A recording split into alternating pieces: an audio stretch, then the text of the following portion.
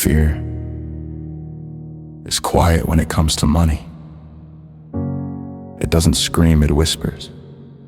It disguises itself as logic, responsibility, patience, and being realistic.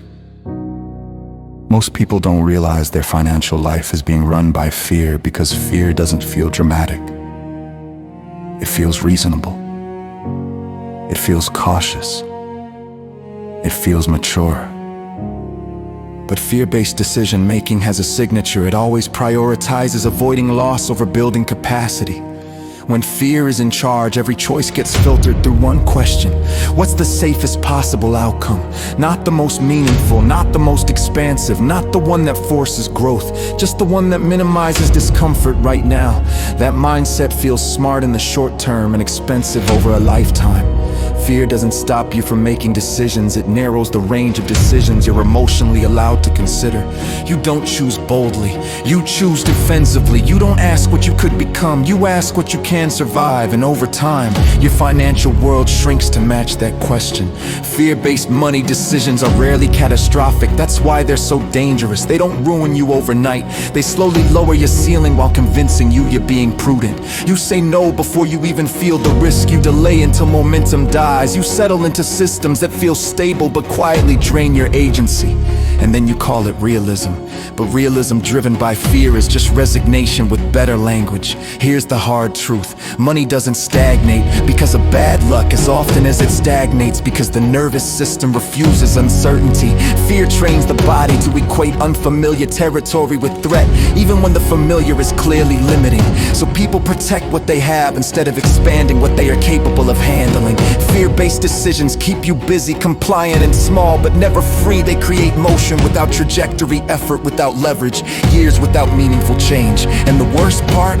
Fear convinces you this is who you are. That's just how I think.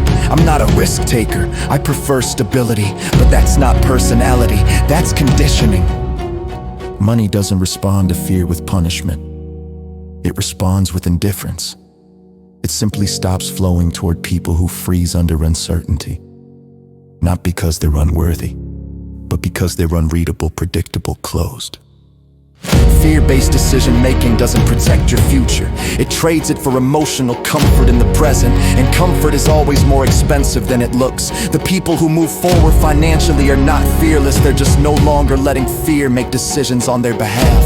Fear can speak, it just doesn't get the final vote, because the moment fear stops running your money choices, your entire financial identity starts to change. Not through force, not through tricks, but through capacity. And capacity is something fear will never build for you. Fear does not enter your financial life as panic. It enters as structure. It builds routines, rules, and limits that feel sensible. It encourages predictability. It praises caution. It rewards repetition. Over time, fear becomes indistinguishable from responsibility. And that is where its power solidifies. Fear-based decision-making doesn't say don't grow. It says grow carefully, and then quietly defines carefully so narrowly that growth becomes impossible. When fear governs money, the goal shifts from expansion to containment. Decisions are no longer evaluated by what they could develop, but by how little disruption they cause. Emotional stability becomes the hidden metric behind every choice. This is why fear-based financial lives often look functional from the outside. Bills are paid, systems are maintained, nothing collapses. But nothing evolves. Either the person is moving but never arriving anywhere new. Fear teaches the nervous system to treat uncertainty as a threat instead of a condition of growth. As a result, the mind learns to favor known discomfort over unknown possibility. This preference hardens over time into identity. I'm just cautious. I like to play it safe. I don't need much. These statements are not neutral descriptions. They are defensive boundaries. They keep the individual psychologically insulated from situations that might demand a higher level of capacity, responsibility, or self-confrontation. Fear-based decision-making reframes limitation as virtue. The danger is not that fear makes people inactive. The danger is that it makes them busy without direction. Energy gets spent maintaining stability instead of building resilience. Effort is poured into preservation rather than transformation. Money becomes something to guard, not something that reflects growth over time. Fear compresses ambition, it shortens time horizons. Long-term outcomes lose emotional weight compared to immediate relief. The future becomes abstract, while comfort becomes urgent. This is how fear slowly takes authority. Not by forbidding action, but by narrowing the emotional permission to act. The mind begins to filter options automatically. Opportunities that require uncertainty feel off. Expansion feels irresponsible, even curiosity becomes suspect. Fear labels unfamiliar terrain as reckless even when it aligns internally. And once fear becomes embedded at this level, it no longer feels like fear. It feels like common sense. That's the most dangerous stage. At this point, fear doesn't argue.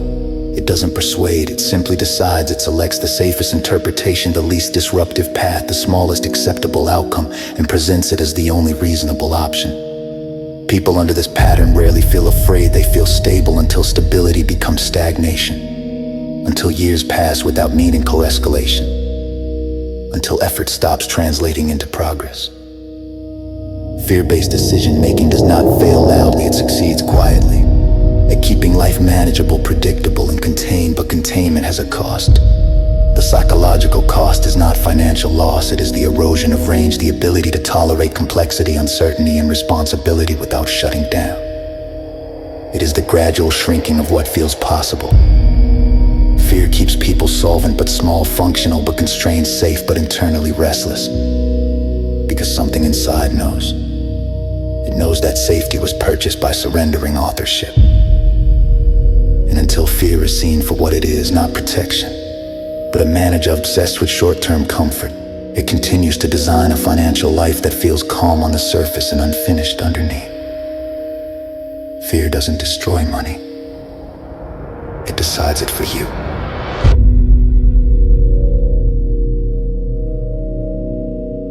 Fear is most powerful when it stops feeling like an emotion and starts feeling like who you are.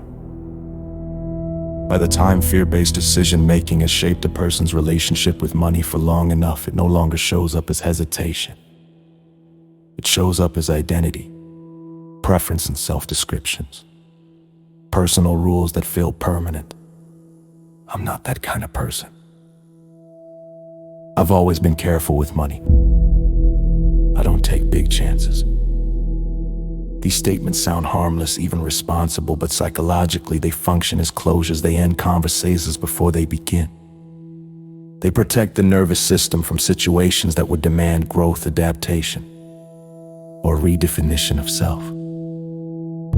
Fear doesn't just influence decisions, it writes roles. Once fear merges with identity, money stops being something you engage with consciously and becomes something you orbit automatically. Choices feel pre-decided. Outcomes feel inevitable. The range of possibility shrinks not because of external limits, but because the internal permission to expand has been withdrawn. This is where fear is most expensive. Not in missed opportunities, but in missed self.